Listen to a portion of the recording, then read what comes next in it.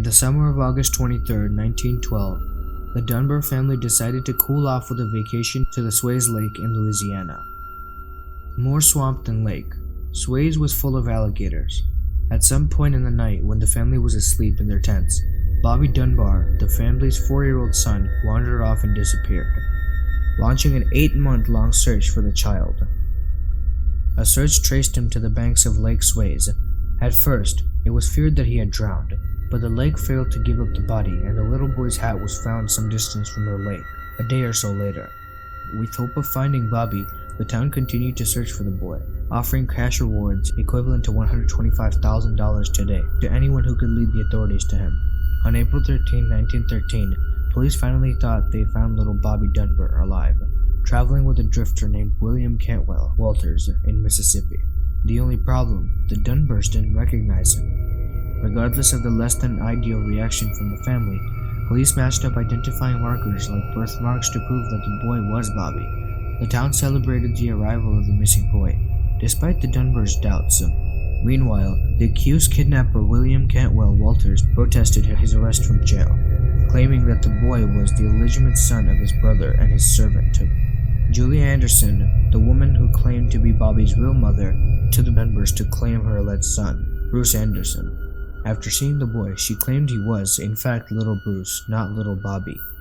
After a public trial, it was decided that the Dunbars would keep Bobby and Julia Anderson would return to Mississippi. Years later, Bobby Dunbar's granddaughter, Margaret Dunbar Cutright, received a scrapbook of articles about the mystery of her grandfather's identity. She allied with Linda Trevor, granddaughter of Julia Anderson, and the two began searching for the truth. After uncovering letters and court documents, Margaret Dunbar Cutright convinced her father to give a DNA sample to finally put an end to the mystery. The DNA sample was compared to Bobby's younger brother, Alonzo. The test proved that Bobby Dunbar was not the same boy who went missing in the swamp in 1912. He was the son of Julia Anderson all along.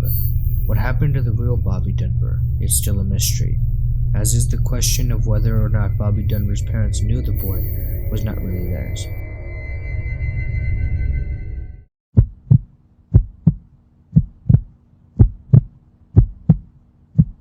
In 1943, 4 teenage boys found a woman's body stuffed in a tree in the Hagley Woods in England. During World War II, food ratios were tight, and the boys were out hunting in the hopes of finding some game to supplement their family's diet. One climbed a winch helm named for its spooky appearance in hopes of finding some bird's nest, but discovered something far more sinister inside. A woman's body had been stuffed into the center of the tree. The boy quickly realized the remains were human by the pieces of hair still attached to the skull.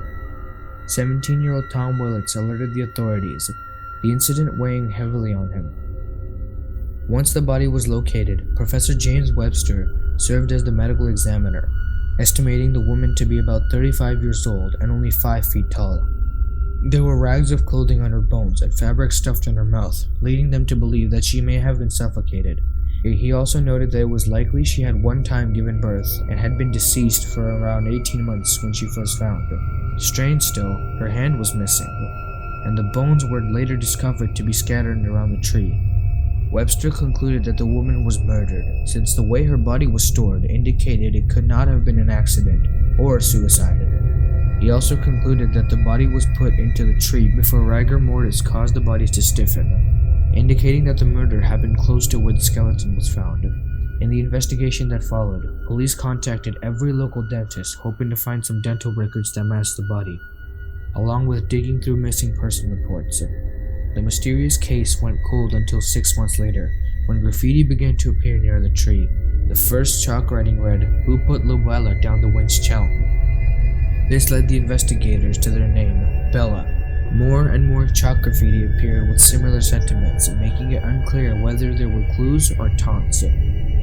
Anthropology professor Margaret Murray hypnotizes that Bella was a victim of an occult ritual. The way her hand was severed from her body appeared similarly to a ritual called the Hand of Glory. Another theory was that Bella could have been a German spy captured and slain by UK soldiers. Bella's identity and the reason for her demise remain a mystery.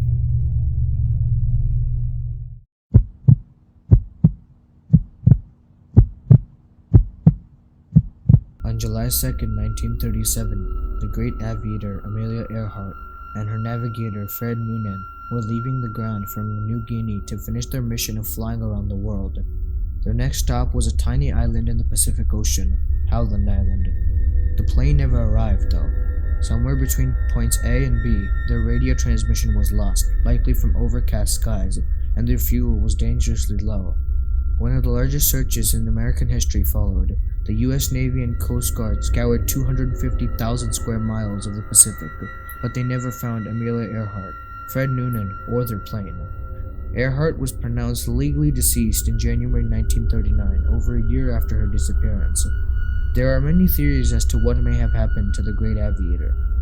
On the morning of her disappearance, Earhart said over the radio, on the line 15337 running north and south, indicating she was, in fact, en route to Howland Island. This led to the popular hypothesis that inclement weather caused Earhart and Noonan to miss Howland Island and continue on, possibly running out of fuel and landing on a tiny island. Some even believe that the two survived, living on the island as castaways. In 1940, a partial human skeleton was found in Nicomarora, a ring of coral reef formed from an oceanic volcano. A medical examiner immediately concluded from the measurements of the bones that they belonged to a man. However, in 1987, the International Group for Historic Aircraft Recovery revisited the case, launching a mission to find any evidence Amelia Earhart may have left behind. 12 years later, in 1998, they re-examined the skeleton found on Nicomarora, with forensic science far more advanced than what was available in 1940. Scientists concluded that the human remains belonged to a woman of European descent who was the same height as Amelia Earhart. In 2018, the remains were examined yet again, and the University of Tennessee, in conjunction with TIGHAR, concluded that there was a 99% chance the bones belonged to Amelia Earhart. What happened to her plane and Fred Noonan is still unknown.